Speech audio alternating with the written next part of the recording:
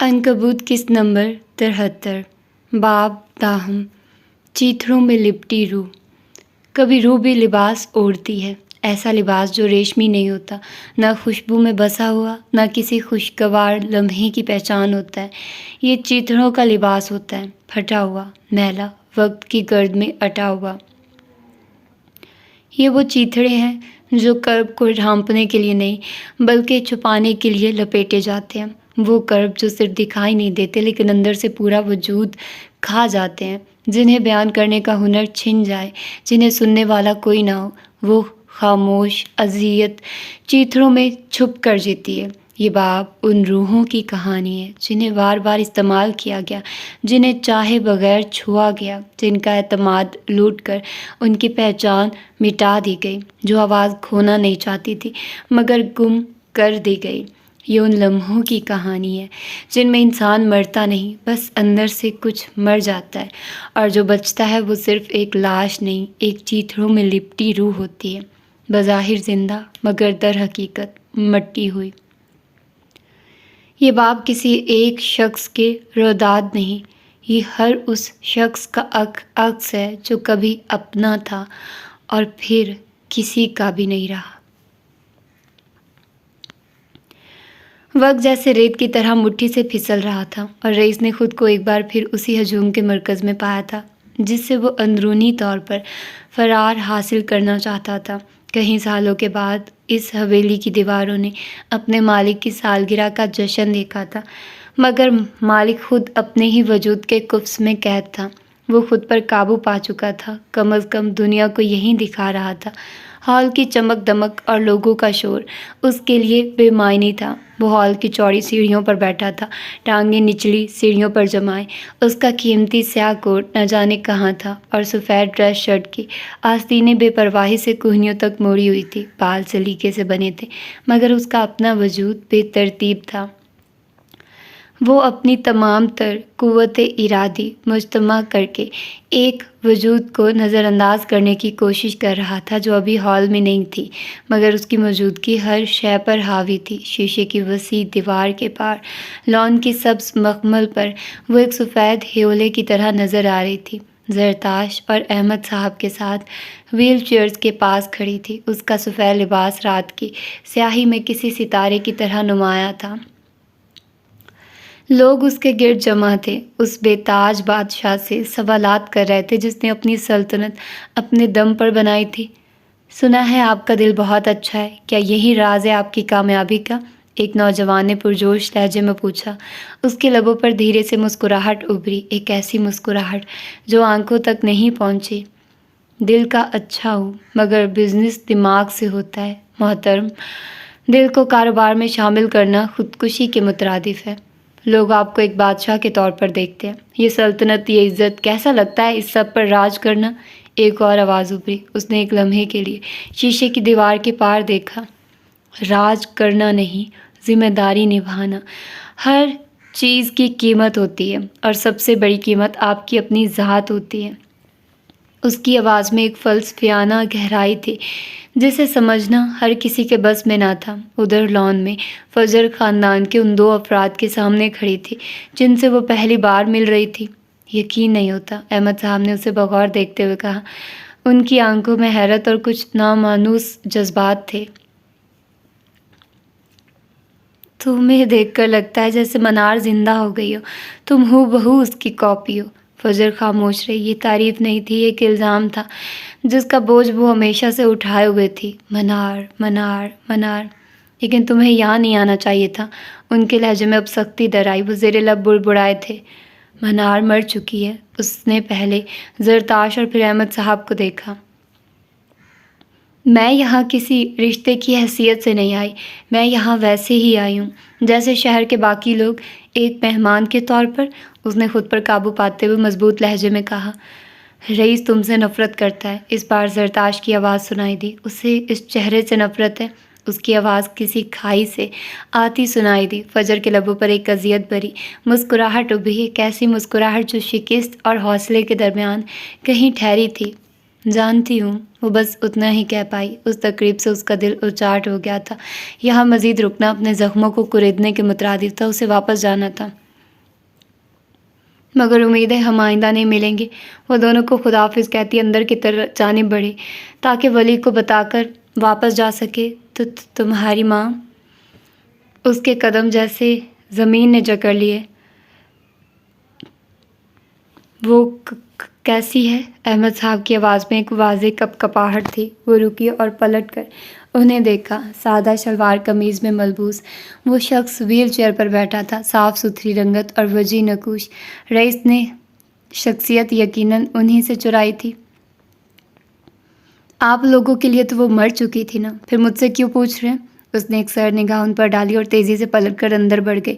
جیسے ہی وہ شیشے کا دروازہ عبور کر کے ہال میں داخل ہوئی، اندر کا منظر جیسے بدل گیا تھا۔ ہال کے ایک گوشے میں سجا سفید پیانو مدتوں سے خاموش کھڑا، جیسے کسی موسیقار کی انگلیوں کا منتظر تھا۔ روشنیوں کا زاویہ بدل چکا تھا۔ چہکار کے شور کے بیچ ایک لمحاتی خاموشی نے پنپنا شروع کیا، جیسے فضا میں بھی خود کو کچھ خاص کے لیے تھام رہی ہو۔ اور پھر ولی نمودار ہوا۔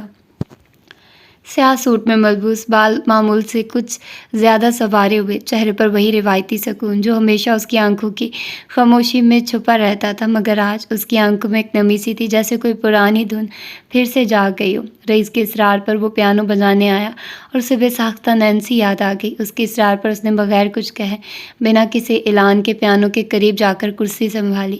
محفل کی رونق جیسے چند لمحوں کے لیے منجمد ہو گئی۔ وہ جھکا، انگلیاں آہستگی سے کیز پر رکھی اور دھیرے دھیرے بغیر تمہید کے دھن بجنے لگی۔ وہ دھن ایسی تھی جیسے دل کی دیواروں پر کسی نے انگلیوں سے درد لکھ دیا ہو۔ ہاں، درد کی اگر کوئی دھن ہوتی تو یہی ہوتی۔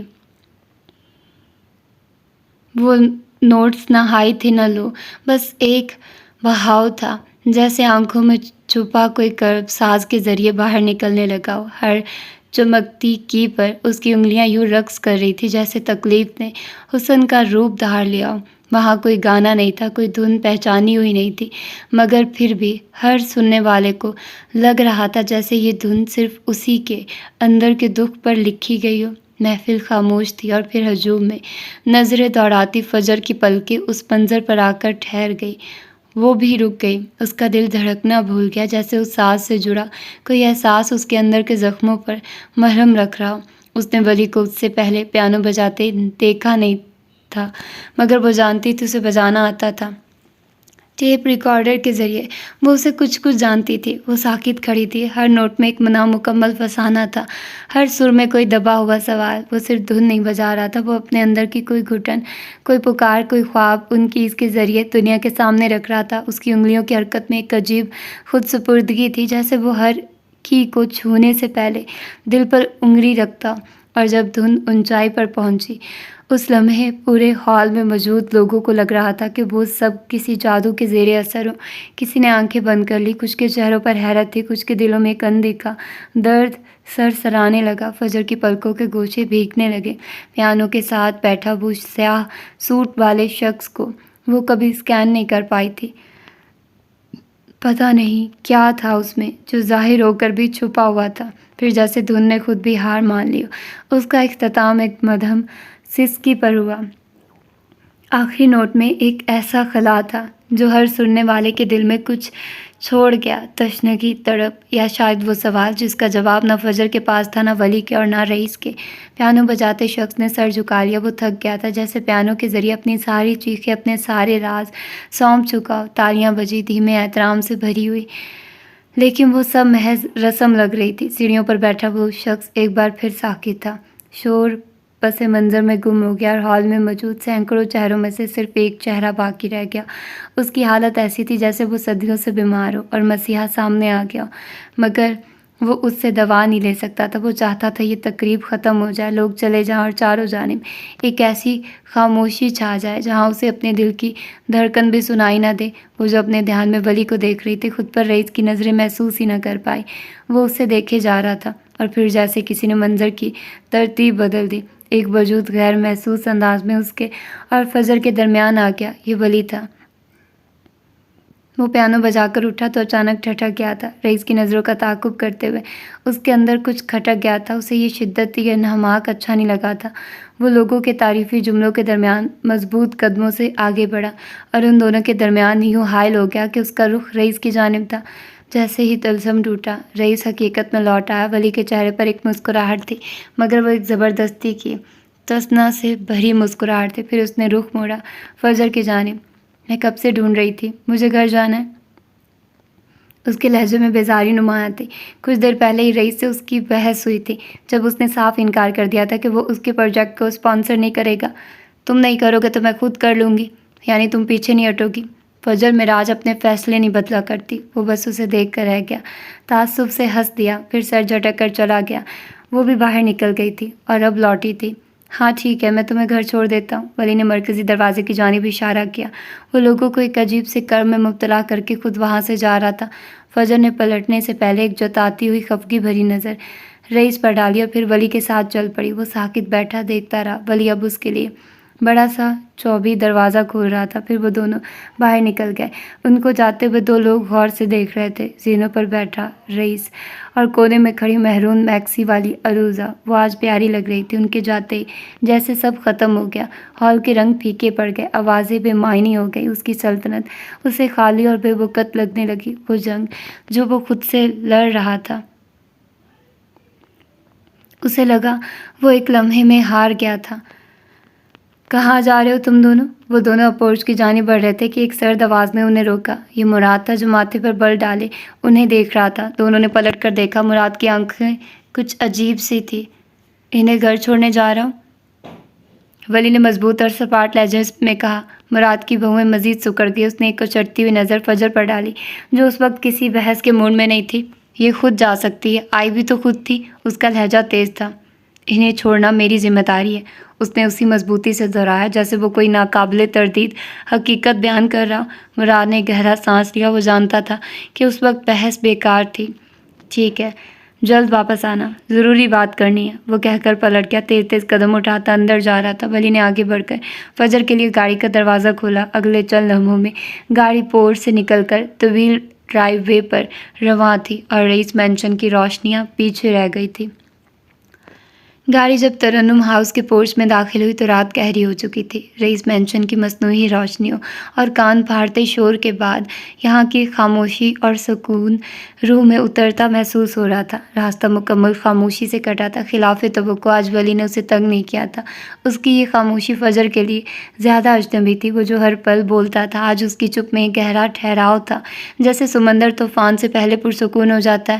وہ اسے ایک نظر دیکھ کر گاڑی سے اترنے لگی تو اس کی آواز نے اسے روکا۔ کیا ہم کچھ دیر بیٹھ کر بات کر سکتے ہیں؟ مجھے تم سے بات کرنے کا موقع ہی نہیں ملا۔ وہ اب اس کی جانب مکمل رخ کیے کہہ رہا تھا۔ اس کی آواز میں وہ روزمرہ والی شرارت نہیں بلکہ ایک سنجیدہ درخواست تھی۔ کافی رات ہو گئی ہے، اماں غصہ؟ اس نے ایک کمزور سا بہانہ تراشا۔ وہ جانتی ہیں، اس نے اسٹیئرنگ پر ہاتھ جمائے سپاٹ لہجے میں کہا۔ کیا؟ فجر حیران ہوئی۔ اس کی آنکھیں بے یقینی سے پھیل گئی۔ ہمارے رشتے کے بارے میں انہیں بتا چکا ہوں۔ ایک لمحے کے لیے فجر کو لگا جیسے اس کے کان بج رہے۔ وہ جانتی تھی پھر اسے زج کیوں کر رہی تھی۔ وہ ساکت رہ گئی۔ پھر وہ کیوں کہہ رہی تھی کہ ولی سے کہو رشتہ لائے؟ واو! وہ استزائیہ ہنسی۔ اس کے گالوں پر غصے کی لالی پھیل گئی۔ وہ مجھے بے وقوف بنا رہی تھی، وہ زیر لب بڑبڑا رہی تھی، مگر ساتھ بیٹھا شخص سن سکتا تھا۔ وہ شاید تمہارے بتانے کا انتظار کر رہی ہیں، اس نے نرمی سے وضاحت کی۔ اور تمہیں کیا لگتا ہے اگر انہیں پتہ نہ ہوتا تو وہ مجھے یوں آنے جانے دیتی، اپنے گھر میں اپنی بیٹی کے لیے غیر لڑکے کو لائبریری بنوانے دیتی؟ فجر نے تعصب سے سر ہلایا۔ بات تو منطقی تھی، مگر اماں کا یہ روپ اس کے لیے نیا تھا۔ کیا وہ رشتہ لانے کا کہہ رہی ہیں؟ اس کی آنکھوں میں اب وہ پرانی شرارت چمک لوٹ آئی تھی۔ تو تم بتاؤ، جوزف خاندان کو لاؤ یا اورنگزیب کو؟ فجر جو ابھی تک اماں والے صدمے سے نہیں نکلی تھی، اس کے اس اچانک حملے پر بوکھلا گئی۔ پہلے لڑکی تو مان جائے، اس نے بالوں کو کندھے سے پیچھے کرتے ہوئے مصنوعی بے رخی سے کہا۔ وہ دھیما سا ہنس دیا۔ لڑکی مان چکی ہے، بس میرا امتحان لے رہی ہے۔ تو بتائیے بیگم، آپ کا تھوڑا وقت مل سکتا ہے؟ اس کی آواز میں مان تھا۔ فجر نے ایک لمحے کو اسے دیکھا اور پھر ہار مان لی۔ پیچھے لان میں اچھی جگہ ہے، میں چینج کر کے آتی ہوں، وہ کہتے ہوئے گاڑی سے اتر کے ولی نے مسکرا کر اسے جاتے دیکھا۔ 20 منٹ بعد اپنے کمرے کی کھڑکی سے پردہ ہٹا کر فجر نے لان میں جھانکا اور وہ ساکت رہ گئی۔ وہ جوتے ایک جانب رکھے، چائے نماز بچھائے، دنیا و مافیا سے بے خبر منہمک سا نماز پڑھ رہا تھا۔ اس کی گھڑی اور موبائل میز پر رکھے تھے۔ رات کی خاموشی میں ہلکی روشنی میں اس کا وجود ایک عجیب سے سکون کا حالہ لیے ہوئے تھا۔ یہ اتنا مکمل منظر تھا کہ وہ کہیں لمحے پلک جھپکنا بھول گئی۔ یہ وہ شخص بالکل نہیں لگ رہا تھا جو اسے زج کرتا تھا، جو شرارتیں کرتا تھا، جو رئیس کی محفل میں ایک پراسرار دھن بجا کر سب کو اپنی گرفت میں لے چکا تھا۔ یہ نظارہ ایک مکمل نظارہ تھا۔ کئی لمحے گزر گئے، پھر وہ کھڑکی سے ہٹ گئی۔ سادہ سی شلوار قمیض پہنے، دوپٹہ بے پرواہی سے گلی میں لٹکائے، منہ ہاتھ دھوئے، وہ اب کچن میں تھی۔ بالوں کی ڈھیلی سی چٹیاں بنا لی تھی، مگر چند لٹیں پھر بھی اس کے چہرے پر آ رہی تھی۔ چولہے پر رکھی چائے کی پتیلی سے بھاپ اٹھ رہی تھی۔ زیادہ وقت نہیں ہوا تھا، مگر اماں اور بانو آج جلدی سو گئی تھی۔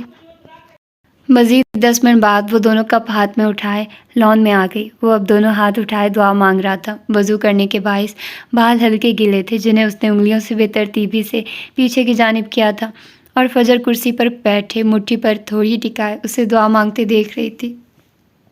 آج سینے کندھیوں تک چڑھی ہوئی تھی، مضبوط ہاتھ اور وسیع نکوش، سوائے اس ایک نشان کے۔ کیوں تھا یہ نشان؟ یہ دیکھنے والے کے انہماک میں خلل ڈال دیتا تھا۔ یہ وہ شخص تھا جس کا باپ اسکاٹ لینڈ کا مشہور پروڈیوسر تھا، جو چاہتا تھا اس کا بیٹا شوبز جوائن کرے۔ کہیں جانے والے اس کے ایک فوٹو شوٹ کو ترستے رہ گئے، اور وہ یہ حکم نہ ماننے کی پاداش میں اپنے چہرے پر یہ نشان لیے یہاں ایک کام سے گھر کے لان میں ہاتھ اٹھائے دعا مانگ رہا تھا۔ وہ جب دعا مانگ کر اٹھا تب فجر کا انہماک ٹوٹا۔ اس نے جلدی سے رخ موڑا، مگر وہ دیکھ چکا تھا، اور پھر زیر لب مسکرا دیا۔ چائے نماز ایک جانب رکھتے وہ اب ننگے پاؤں چلتا ہوا اس کی جانب آ رہا تھا، اور پھر آ کر ساتھ والی کرسی پر بیٹھ گیا۔ کیا بات ہے؟ بڑے غور سے دیکھا جا رہا تھا۔ اس کی آنکھوں میں دھیمی سی شرارت تھی۔ نہیں تو، اس نے فوراً نفی کی۔ تم نے ہی کہا تھا باتیں کرنی ہے، میں اس لیے یہاں آئی ہوں۔ اس نے اپنا کپ اٹھا کر لبوں سے لگایا، البتہ چہرے کی تپش بتا رہی تھی کہ وہ پکڑی گئی تھی۔ یہ چائے تم نے بنائی ہے؟ اس نے بھی کپ اٹھاتے ہوئے موضوع بدلا۔ تمہیں اور کوئی نظر آ رہا ہے؟ اس نے الٹا سوال کیا۔ نہیں، میرا مطلب فجر معراج نے اپنے شوہر نامدار کے لیے چائے بنائی ہے، اس کا تو پوسٹر چھپنا چاہیے۔ چائے کا گھونٹ بھرتے اس نے ڈرامائی انداز میں کہا۔ اب ایسی بھی کوئی بات نہیں ہے، وہ جھم گئی۔ مجھے نہیں پتا تھا تمہیں چائے بنانی بھی آتی ہے، امپریسو۔ وہ واقعی متاثر نظر آیا۔ مجھے روٹی بنانی بھی آتی ہے، تیکھے انداز میں اطلاع دی گئی۔ واقعی؟ وہ گول روٹی؟ وہ اب سنجیدگی سے حیران نظر آ رہا تھا۔ فجر نے فخر سے اس بات میں سر ہلایا۔ مجھے نہیں پتا تھا منار فیشنز کی CEO کو روٹی بنانی بھی آتی ہوگی۔ وہ اب چھیڑ رہا تھا۔ منار فیشنز کی CEO کو ہوتی تو چل جاتا، مگر روٹی نہ بنانی ہے، یہ نہیں چل سکتا۔ اماں مجھے اٹھا کر گھر سے باہر پھینک دیتی۔ اس نے سچائی سے اعتراف کیا۔ اماں نے اسے بچپن سے گھرداری سکھا رکھی تھی۔ آتا اسے سب تھا، مگر کرتی وہ اپنی مرضی سے تھی، اور اب تو اس کے پاس خود کے لیے چائے بنانے کا وقت بھی نہیں ہوتا تھا۔ وہ کاسٹیومز نہ بناتی تو چل جاتا، مگر روٹی نہ، یہ نہیں چل سکتا تھا۔ اگلے گھر والوں کو کیا وہ کاسٹیومز کھلاتی؟ ویسے یہ تو اچھا ہو گیا، تم خود سارے کام کر لیا کرو گی، کوئی ملازم نہیں رکھنا پڑے گا۔ وہ مسکراہٹ چھپائے کہہ رہا تھا۔ فجر بس اسے گھور کر رہ گئی، بنا کچھ کہے وہ اب اسے دیکھ رہی تھی، جانچتی ہوئی نگاہیں کبھی اس کے چہرے کے نشان پر ٹھہرتی تو کبھی اس کی گہری خاموش آنکھوں پر۔ کچھ تھا جو الجھا ہوا تھا، کچھ تھا جو نارمل نہیں تھا۔ یہ وہ شخص تھا جو اس کے بارے میں سب جانتا تھا، اور یہ وہ شخص تھا جس کے بارے میں وہ سب سے کم جانتی تھی، صرف اتنا جتنا ٹیپ ریکارڈر میں تھا۔ اس کے بعد کیا ہوا تھا؟ وہ نشان اسے کیسے ملا تھا؟ وہ پاکستان کیسے اور کیوں آیا تھا؟ یہ سب غیر واضح تھا۔ وہ ویسا نہیں تھا جیسا دکھتا تھا، جیسا خود کو دکھاتا تھا۔ اسے دیکھتے ہوئے وہ الجھ رہی تھی، اسے کیوں اسکین نہیں کر پا رہی تھی؟ اس کی خواہشیں کیا تھیں؟ اس کے جذبات کیا تھے؟ وہ اپنی زندگی میں کیا کرنا چاہتا تھا؟ اس کے مقاصد کیا تھے؟ وہ سب سے انجان تھی۔ اس نے کبھی کچھ شیئر ہی نہیں کیا تھا۔ تم ویسے نہیں ہو جیسے دکھتے ہو، وہ اب اسے دیکھتے ہوئے بولی۔ آواز میں ایک عجیب سی بے چینی تھی۔ ولی نے سوالیہ نظروں سے اسے دیکھا، کپ ہونٹوں سے لگانے ہی والا تھا کہ رک گیا۔ اسی لمحے اوپر اماں کے کمرے کی کھڑکی کا پردہ ذرا سا ہٹا۔ انہوں نے دونوں کو لان کی مدھم روشنی میں چائے پیتے دیکھا۔ ایک بوجھل سانس ان کے سینے سے خارج ہوئی۔ بس کچھ اور وقت، بس وہ کچھ ہی وقت خوشی سے جی سکتی تھی، پھر تو موت اسے دبوچ ہی لیتی۔ یہ خوشی، یہ سکون، یہ سب عارضی تھا۔ ان کے دل میں ایک ٹھیس اٹھی، اور انہوں نے پردہ واپس گرا دیا۔ نیچے لان میں ولی نے کپ میز پر رکھ دیا۔ کیا مطلب؟ کیسا دکھتا ہوں میں؟ تم جتنے سیدھے، شریف اور معصوم دکھتے ہو ویسے ہو نہیں۔ فجر کی نگاہیں اس کے چہرے پر جمی تھی۔ ایسا کیوں لگتا ہے جیسے تم بہت کچھ چھپا رہے ہو؟ اس کی بات پر وہ دھیرے سے ہنس دیا، مگر یہ ہنسی اس کی آنکھوں تک نہ پہنچ پائی۔ وہ اب کرسی سے ٹیک لگا چکا تھا، سینے پر دونوں بازو باندھے، جیسے خود کو کسی دفعہ کے لیے تیار کر رہا ہوں۔ کیسا ہوں پھر میں؟ اس کی آواز میں چیلنج نہیں، خیال سے تن تجسس تھا۔ فجر نے چند لمحے اسے دیکھا۔ پتہ نہیں، میں تمہیں اسکین نہیں کر پا رہی۔ ایسا کیوں ہے؟ رئیس اورنگزیب جیسے شخص کو اسکین کر کے اس سے بزنس ڈیلز کرنے والی فجر معراج اسے اسکین نہیں کر پا رہی تھی۔ یہ اس کی انا کے لیے ایک جھٹکا تھا۔ تو کس نے کہا اسکین کرو؟ وہ تھوڑا آگے کو جھکا۔ صرف قبول بھی تو کر سکتی ہو نا۔ جس کو میں جانتی نہیں اسے قبول کیسے کر لوں؟ وہ کندھے جھکا کر بولی۔ انداز میں بظاہر بے نیازی تھی، مگر اندر ایک طوفان تھا۔ وہ اسے ہی تو قبول کرنا چاہتی تھی، مگر تمہارا دل قبول کر چکا ہے، صرف تمہارا یہ کھپتی دماغ تمہیں زج کر رہا ہے۔ وہ پرشوق نظروں سے اسے دیکھتے ہوئے بولا۔ وہ کچھ نہ بولی، اس کی بات کی تردید نہیں کر سکی، کیونکہ یہی سچ تھا۔ چند لمحوں کی خاموشی چھا گئی، پھر اس نے ایک گہرا سانس لیا اور وہ سوال پوچھا جو اس کے اندر زہر کی طرح پھیلا ہوا تھا۔ تم نے اس دن کہا کہ تم میرا کردار ہو، میرے ماضی کے بارے میں جانتے ہوئے بھی تم اتنی بڑی بات کیسے کہہ سکتے ہو؟ اگر تم 3 سال سے زائد عرصہ میری بیوی اور پھر بیوہ بن کر مجھ سے وفادار رہ کر گزار سکتی ہو تو مجھے تمہارا کردار بننے میں کیا تکلیف ہوگی؟ اس کے الٹا سوال پر وہ لاجواب ہوئی، کئی لمحے اسے دیکھتی رہی۔ اندر سے اسے کچھ ڈس رہا تھا۔ تمہیں مجھ سے ڈر نہیں لگتا، مجھ سے نفرت نہیں ہوتی، مجھ سے خوف نہیں آتا؟ اس کے سوالوں پر وہ ٹھٹک گیا۔ فضا میں جیسے کچھ ٹھہر گیا۔ اس نے اپنا کپ میز پر رکھتے ہوئے سنجیدگی سے اسے دیکھا۔ فجر کی انگلی اب کپ کے کنارے پر بے چینی سے گھوم رہی تھی۔ ہلکے پستہ رنگ کے سادہ سوٹ میں سیاہ دوپٹے کے ساتھ وہ اسے اب بھی اتنی ہی اچھی لگ رہی تھی جتنی اس سفید ساڑی میں کھلے بالوں کے ساتھ۔ مجھے تم سے ڈر کیوں لگے گا؟ اس نے تحمل سے الٹا سوال کیا۔ کیونکہ میں ایک مانسٹر ہوں، حیوان ہوں۔ اس کی آواز اب کسی گہری کھائی سے آ رہی تھی۔ ملعون، ایک قاتل، ایک ڈائن جو زندگیاں کھاتی ہے، سب یہی کہتے ہیں۔ وہ اب کھوئے کھوئے لہجے میں کہہ رہی تھی، نظریں سامنے خلا میں تھی۔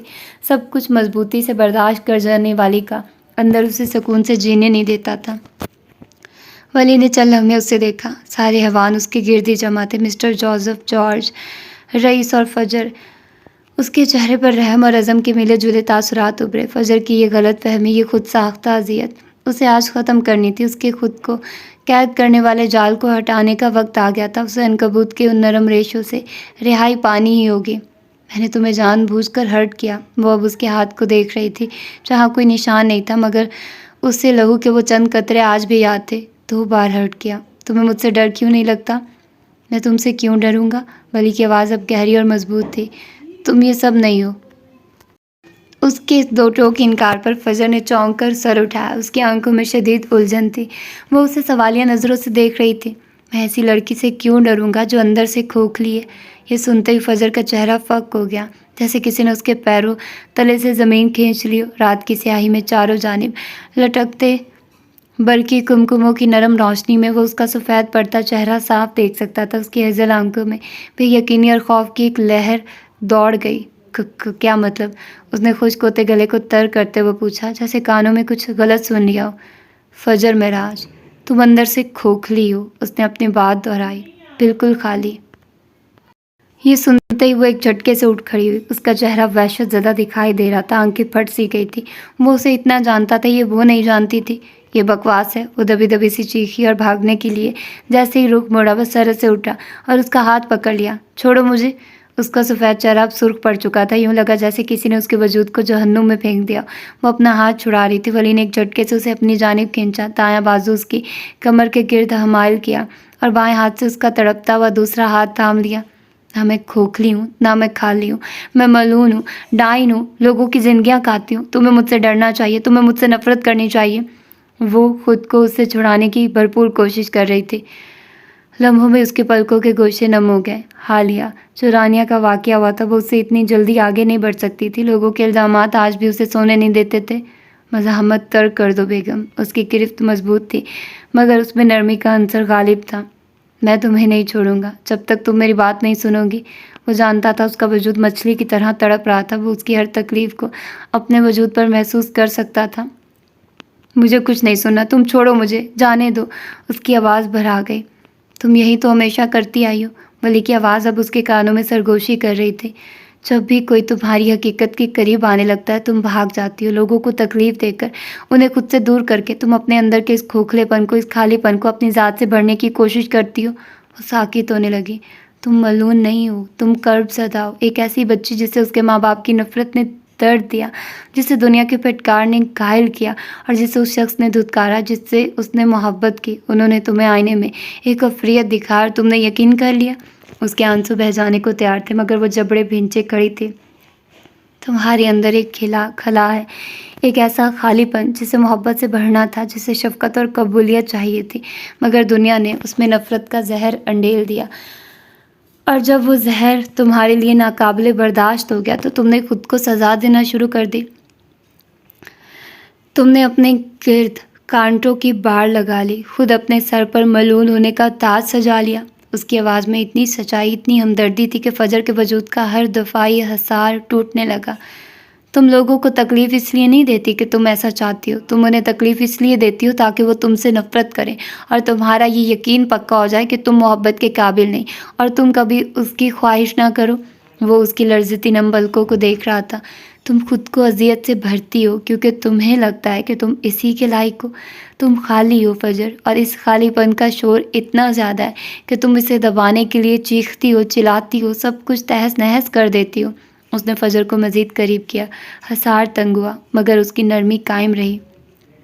मगर मैं इस शोर को सुन सकता हूँ। मैं तुम्हारे बनाए हुए इस मलून को नहीं, इसके पीछे छुपी उस लड़की को देख रहा हूँ जिसकी रूह चीथड़ों में लिपटी है।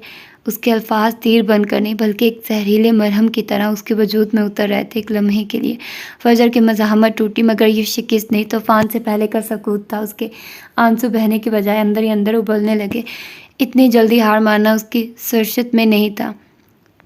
उसने बरसों की रियाजत से अपने गिर्द जो किला तामीर किया था वो इतनी आसानी से मसमार नहीं हो सकता था। बस करो ये फ़लसफ़ा, वह फनकारी, ये हमदर्दी का ड्रामा बंद करो। मैं खोखली नहीं हूँ, मैं नफ़रत से भरी हुई हूँ, इतनी नफ़रत कि अगर बाहर निकल आए तो तुम्हें जलाकर राख कर दे।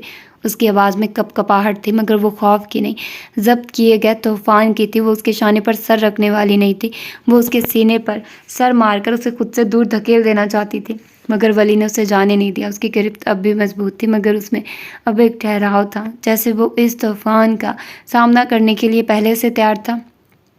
तुम्हें क्या लगता है तुम मेरे माजी की दो चार बातें जानकर मेरे मसीहा बन जाओगे, मेरी रूह के शनासा बन जाओगे? उसकी आवाज़ में काटदार तंज था। तुम कुछ नहीं जानते वली, और औरंगज़ेब कुछ भी नहीं जानता हो। जानता हूँ, उसकी आवाज़ पर पुरसुकून मगर अटल थी। उसने फजर के वजूद की लर्जिश को महसूस करते हुए कहा, तुम सही कह रही हो, तुम्हारे अंदर नफ़रत नहीं जहर भरा हुआ है। उसके तंजिया तासुरात पर एक लम्हे को बेयकीनी छा गई।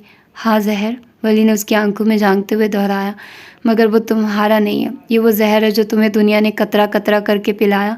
वो साकित रह गई। हाँ, उसके अंदर कतरा कतरा जहर अंडेला गया था। उसके माँ बाप उसे जहर देकर मार देना चाहते थे। क्या वो कभी ये भूल सकती थी? क्या कभी कोई औलाद ये भूल सकती है? शायद कभी नहीं। जब एक बच्ची को उसके अपने ही माँ बाप की मोहब्बत न मिले, जब दुनिया उसे जन्म से ही मलून करार दे, जब उसका पहला भरोसा उसे धुतकार दे, तो वो जीने के लिए यही जहर पीने पर मजबूर हो जाती है। तुमने भी यही पिया है। फजर की सांस जैसे सीने में अटक गई। उसकी गिरफ्त में वली के बाजू पर उसकी उंगलियां सफ़ेद पड़ गई। उसके लब कपकपा उठे। वो आईना था और वो अपना ही वजूद उसमें देखकर लर्ज रही थी। और इस जहर का सबसे बुरा असर ये हुआ कि तुम मरी नहीं, बस तुम्हारे अंदर रुका वो मासूम वजूद मर गया जिसे मोहब्बत पर यकीन था। और जो बचा है वो सिर्फ एक लाश नहीं, वो एक चीथड़ों में लिपटी रूह है, बज़ाहिर जिंदा मगर दर हकीकत मट्टी हुई। फजर की आंखें फैल गई। उसका दिमाग साए साए करने लगा। तो क्या वली को उसके चीथड़े नज़र आने लगे थे? जब तुम खुद को देखती हो तो तुम्हें अपना असल चेहरा नज़र नहीं आता, तुम्हें अपनी रूह नज़र आती है, चीथड़ों में लिपटी हुई, एक मसख शुदा, एक बदसूरत होला। और सबसे बड़ा जुल्म यह है कि तुम्हारी इस चीथड़ों में लिपटी रूह को लिबास नहीं मिला। उसके लब कपकपाने लगे मगर कोई लफ्ज़ अदा नहीं हो पाया। अगर वो उसे थामे न रखता तो शायद वो गिर जाती। उसका दिमाग जो हर चीज़ को स्कैन करता था, जो हर सूरत हाल का तज्जिया करता था, आज मुकम्मल तौर पर खाली हो चुका था। वो शख्स उसकी रूह का एक्सरे कर रहा था और वो कुछ नहीं कर पा रही थी। मैं यहाँ तुम पर तरस खाने या तुम्हारा मसीहा बनने नहीं आया, اس کی آواز اب نرم ہو گئی، جیسے وہ کسی ڈرے ہوئے بچے کو سمجھا رہا ہو۔ اس نے فجر کو تھوڑا سا خود سے الگ کیا، مگر اس کے بازو تھامے رکھے تاکہ وہ بھاگ نہ سکے۔ میں ان چیتڑوں کو نوچ کر پھینکنے آیا ہوں۔ میں تمہارا لباس بننا چاہتا ہوں، ایک ایسا لباس جسے دنیا کی کوئی نفرت، کوئی دھتکار، کوئی بے حسی میلی نہ کر سکے۔ اس کی آنکھوں میں ایک شدید تمکیت ابھری۔ یہ میرا حق ہے کیونکہ میں تمہارا شوہر ہوں۔ میاں بیوی ایک دوسرے کا لباس ہے، زینت اور وقار۔ القرآن۔ میرا حق ہے کہ میں تمہیں اس اذیت سے آزاد کراؤں جو تم نے خود پر مسلط کر رکھی ہے۔ تمہارے اس خپتی دماغ کو یہ قبول کرنا ہوگا، چاہے اس میں کتنا ہی وقت لگ جائے۔ فجر کا پورا وجود کانپ رہا تھا۔ اس کا ذہن جو ہر چیز کا تجزیہ کرتا تھا آج مفلوج تھا۔ اس شخص نے اس کی روح کی سب سے خفیہ، سب سے تکلیف دہ گتھی کو کھول کر اس کے سامنے رکھ دیا تھا۔ اس کی روح اس شخص کے سامنے بے لباس کھڑی تھی۔ میں وہ آئینہ بننے آیا ہوں جو تمہیں تمہاری اصلیت دکھائے، جو تمہیں بتائے کہ تم چیتڑوں میں لپٹی ہوئی بدصورت نہیں، تم تنہا رہی ہو، ملعون نہیں۔ تمہارے اندر جو ہے وہ نفرت نہیں، وہ ناقابل بیان درد ہے۔ تم پر کوئی برا سایہ نہیں ہے۔ اس نے آخری جملہ کہتے ہوئے اس سے مکمل طور پر آزاد کر دیا۔ فجر ساکت کھڑی رہی، اس کا جسم کانپ رہا تھا، وہ روئی نہیں، اس نے سر نہیں جھکایا، مگر اس کی آنکھوں میں ایک ایسی شکست تھی جو کسی جنگ کے ہارنے پر نہیں بلکہ جنگ کی حقیقت سمجھ آ جانے پر طاری ہوتی ہے۔ آنسو پلکوں پر ٹھہرے رہے، وہ اس کی اجازت کے بغیر بہہ نہیں سکتے تھے۔ وہ اب لڑ نہیں رہی تھی بلکہ اس نے ہتھیار بھی نہیں ڈالے تھے، وہ بس وہاں کھڑی تھی اپنی چیتڑوں میں لپٹی روح کے ساتھ، اور ایک شخص اس کے سامنے کھڑا تھا جو ان تمام چیتڑوں کے پار اس کا اصل چہرہ دیکھ چکا تھا۔ وہ کئی لمحے اسے دیکھتی رہی، وضو کیے چہرے کے ساتھ وہ شخص کتنا پرسکون دکھائی دے رہا تھا۔ اس نے اپنے گلے میں اٹکے آنسوؤں کے گولے کو نگلنا چاہا مگر ناکام رہی۔ وہ نم آنکھوں سے اسے دیکھ رہی تھی۔ یہی تو وہ چاہتی تھی کہ کوئی تو ہو جو اس کے کرب کو دیکھ سکے، جو اس کی روح کی چیتڑوں کو دیکھ سکے، جو اس کا لباس بنے، اور اس شخص کو اللہ نے اس کا لباس بنایا تھا۔ اصل سے محبت اور اس سے شادی اس کا پلان تھا، اس کا خواب تھا، مگر سامنے کھڑا وہ قطعی آنکھوں والا شخص اللہ کی طرف سے تھا۔ یہ اس کا پلان نہیں تھا، یہ اللہ کا کن تھا جو فیکن ہو چکا تھا۔ وہ اس سے مزید کتنا بھاگ سکتی تھی؟ وہ اللہ کے منصوبے سے کتنا بھاگ سکتی تھی؟ اللہ کے منصوبوں سے کوئی بھاگ پایا ہے؟ وہ کچھ کہنا چاہتی تھی، شاید اپنی صفائی میں کوئی بودھی دلیل، تاکہ اس کا بھرم قائم رہ سکے، اس کی روح چیتڑوں میں ہی لپٹی رہے، مگر لب لرز کر رہ گئے۔ وہ کئی بار کہہ چکا تھا وہ صرف اس کا تھا، وہ اس کے لیے 7 سمندر پار کر کے اپنے چہرے پر نشان لے کر آیا تھا، وہ اس کے سامنے کھڑا تھا، وہ ولیم جوزف عرف ولی اورنگزیب اللہ کی طرف سے اس کے لیے انعام تھا، تو کیا وہ اسے ٹھکرا دیتی؟ اللہ کے انعاموں کو ٹھکرایا جاتا ہے بھلا؟ ایک لمحہ گزرا، دوسرا، اور پھر تیسرا۔ اس نے آگے بڑھ کر دھیرے سے ولی کے سینے پر سر رکھ دیا۔ ضبط کے باعث رکے آنسو بہہ نکلے، ہاتھ پہلو میں گرے رہے۔ اب وہ رو رہی تھی، بے آواز سسکیاں۔ اس کے آنسو سے ولی کی شرٹ بھیگنے لگی، اس کے چیتڑوں میں لپٹی روح کا کرب آج باہر نکل آیا تھا۔ اس کی بے آواز سسکیوں میں ایسی کراہیں تھیں جو کبھی کسی نے نہیں سنی ہوں گی۔ ولی نے اسے رونے دیا اور پھر دھیرے سے اپنا حصار اس کے گرد قائم کر لیا، تھوڑی اس کے سر پر ٹکا دی۔ یہ عورت نہ ہوتی تو وہ کبھی اپنی پہچان نہ ڈھونڈ پاتا، وہ ہمیشہ بھٹکتا ہی رہتا۔ فجر معراج اسے دنیا کی ہر شے سے قیمتی تھی۔ پتہ نہیں کتنے لمحے گزر گئے۔ مجھے تم سے نفرت ہے، اس کی زکام زدہ آواز ابھری۔ خیر ہے، محبت میں کر لوں گا، وہ ہولے سے مسکرایا، حصار مزید تنگ کر لیا۔ مجھے تم سے بہت زیادہ نفرت ہے، اس کی آواز بامشکل کانوں تک پہنچی۔ میں بہت زیادہ محبت کر لوں گا، اس کے سر کو ہولے سے سلایا۔ مجھے تم سے ساری دنیا کی نفرت ہے، اس بار آواز تیز تھی۔ میں ساری دنیا کی محبت کر لوں گا، اس بار تھوڑی اٹھا کر اس کے سر پہ اپنے لب رکھ دیے۔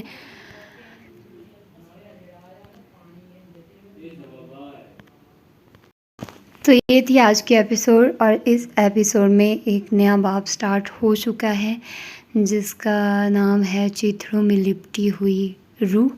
اور پھر ہم بات کریں گے کہ جیسے وہ ساری تقریب ابھی ہو رہی ہوتی ہے اور پھر اس میں ولی پیانو بجاتا ہے اور پھر رئیس اس کو دیکھ رہا ہوتا ہے، وہ ولی کو دیکھ رہی ہوتی ہے، اور جب ولی کی نظر رئیس پر پڑتی ہے تو اس کو تھوڑا عجیب سا لگتا ہے، تو دن وہ نامحسوس طریقے سے درمیان میں آ جاتا ہے۔ اب مجھے سمجھ نہیں آ رہی رئیس صاحب کی، اگر وہ تم سے 17 سال چھوٹی ہے تو تم اتنا کیوں وہ ہو رہے ہو کہ تھوڑا مطلب اتنا بے قابو ہو رہے ہو تم کہ تمہاری آنکھیں تمہارے کنٹرول میں نہیں ہیں، تمہارے ایموشنز کنٹرول میں نہیں پڑ رہے۔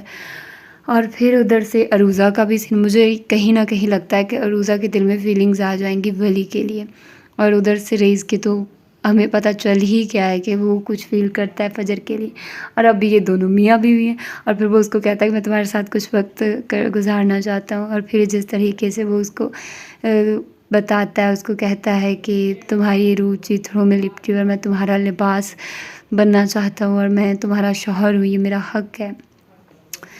اور پھر وہ اس کے جب سینے سے لگتی ہے اور پھر وہ اس کو بولتی ہے کہ میں تم سے نفرت کرتی ہوں، تو جب وہ کتنے کیوٹلی وے سے اس کو بتاتا ہے سارا کچھ یہ وہ، تو یہ ایٹ اے ٹائم اچھا بھی ہے اور تھوڑا سا مطلب اس طرح سے فیل ہوتا ہے کہ پتہ نہیں آگے کیا ہوگا، ان دونوں کو کچھ ہو نہ جائے، بچھڑ ہی نہ جائے، کیونکہ ابھی تو ان کا یہی سینیریو چل رہا ہے نا کہ وہ اس کو پسند بھی کرنے لگی اور وہ بھی اس کو پسند کرتا ہے، دونوں ایک دوسرے کو پسند کرتے ہیں، اور پھر اس کو بتا دیتے پتہ نہیں اب اس کی ماں کا کیا سین ہے، وہ کہہ رہی ہے کہ کچھ دن اب یہ سکون سے رہ لے، پھر پتہ نہیں کیا ہوگا، مطلب کچھ سمجھ نہیں آ رہی کہ آگے ہونا کیا ہے اور آگے کس طرح کی سٹوری بنے گی۔ تو آج کی اس ایپیسوڈ میں اتنا ہی، تو آپ لوگ اپنا بتائیے، اور ہاں میں نے ایک نیا ناول سٹارٹ کیا ہے ماہ ملکہ، جو کہ آپ لوگوں کو 3-4 دن بعد ملے گا، اور شارٹ ناولز آپ لوگوں کو فار ایور بک ہیون پر مل جائیں گے، وہاں پر میں شارٹ ناولز اپلوڈ کر رہی ہوں، مطلب ایک ایپیسوڈ میں جو ناولز آتے ہیں وہ میں وہاں پر اپلوڈ کر رہی ہوں، تو وہاں پر آپ لوگ جا کر سن سکتے ہیں، بہت مزے کے ناولز ہیں، شارٹ ناولز،